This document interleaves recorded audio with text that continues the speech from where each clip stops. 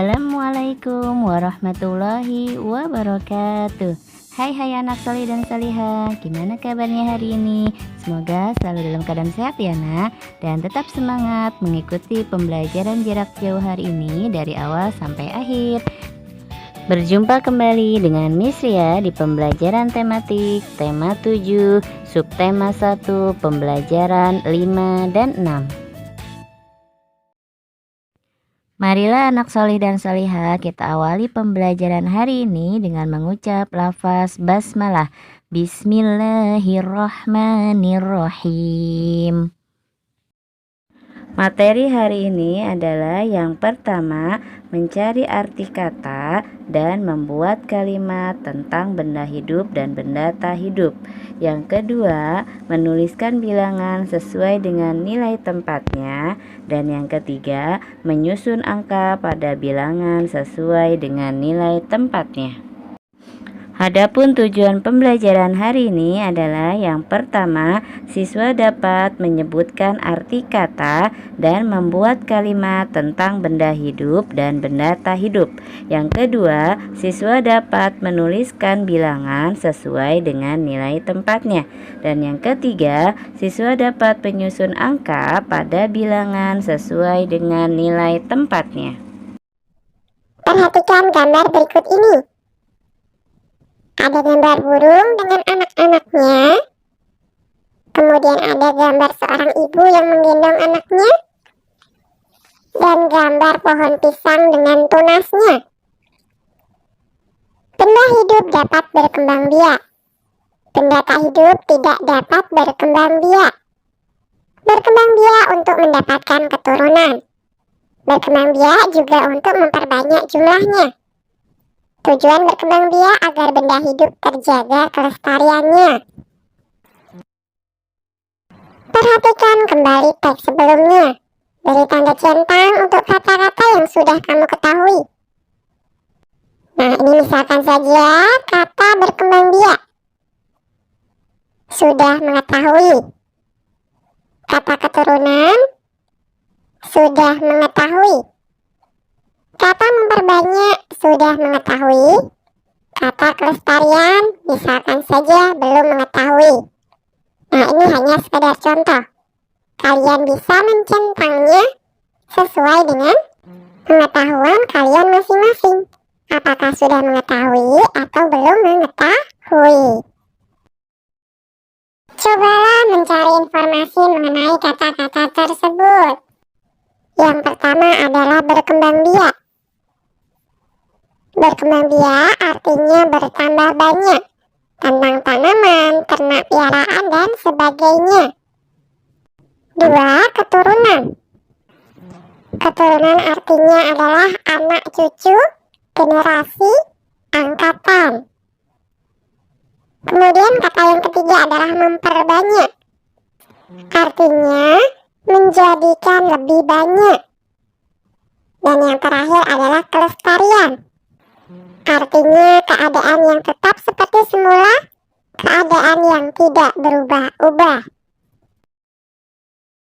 Buatlah kalimat untuk mendeskripsikan gambar berikut. Nah, gambar yang pertama tampak seekor burung dengan anak-anaknya. Contoh kalimatnya, induk burung memberi makan anak-anaknya. Kemudian gambar yang kedua, ada seorang ibu yang sedang menggendong anaknya. Contoh kalimatnya, Bu Ria menggendong anaknya. Dan yang ketiga, ada pohon pisang dengan tunasnya. Contoh kalimatnya, pohon pisang berkembang biak dengan tunas. Ayam berkembang biak dengan cara bertelur. Ayam biasanya bertelur sehari hanya 1 butir. Mari menghitung banyaknya telur dalam gambar berikut ini. Nah, banyaknya telur ada 47. Telur diletakkan di dalam keranjang besar dan keranjang kecil. Ada 4 keranjang besar dan 7 keranjang kecil. Keranjang besar dianggap sebagai keranjang puluhan. Keranjang kecil dianggap sebagai keranjang satuan. Jadi, 47 sama dengan 40 ditambah 7. 47 sama dengan 40-an ditambah 7 satuan. 4 menempati tempat puluhan, 7 menempati tempat satuan. Jika dituliskan dalam nilai tempat adalah seperti berikut. 47 ditulis 47. 40-an dan 7 satuan. Jadi 47 sama dengan 40 ditambah 7. 4 menempati puluhan, 7 menempati satuan. Cobalah berlatih menyelesaikan soal-soal berikut. Isilah titik-titik di bawah ini dengan benar. Lengkapi nama bilangan dan nilai tempat sesuai bilangan yang ditunjukkan. Kemudian warnailah kotak-kotak sesuai bilangan. 66 ditulis 66. 60-an dan 6 satuan. Jadi 66 sama dengan 60 ditambah 6. 6 menempati puluhan, 6 menempati satuan. 2, 75 ditulis 75. 70-an dan 5 satuan. Jadi 75 sama dengan 70 ditambah 5. 7 menempati puluhan dan 5 menempati satuan. 3, 89 ditulis 89. 80-an dan 9 satuan. Jadi 89 sama dengan 80 ditambah 9. 8 menempati puluhan dan 9 menempati satuan. Kamu sudah mengetahui bahwa gambar lambang negara di dinding kelas termasuk benda tak hidup. Kamu juga sudah mengetahui simbol dan bunyi sila keempat Pancasila. Nah, sambungkan garis putus-putus berikut agar membentuk simbol sila keempat. Warnailah gambar tersebut sesuai dengan simbol sila keempat. Maka hasilnya akan seperti ini. Kemudian tuliskan bunyi sila keempat pada tempat berikut ini. Masih ingatkah kalian bunyi sila keempat? Pintar, kerakyatan yang dipimpin oleh hikmat kebijaksanaan dalam permusyawaratan perwakilan. Apakah kamu masih ingat ciri-ciri benda hidup? Coba perhatikan gambar di bawah. Isilah titik-titik di bawah ini menggunakan kata yang tersedia.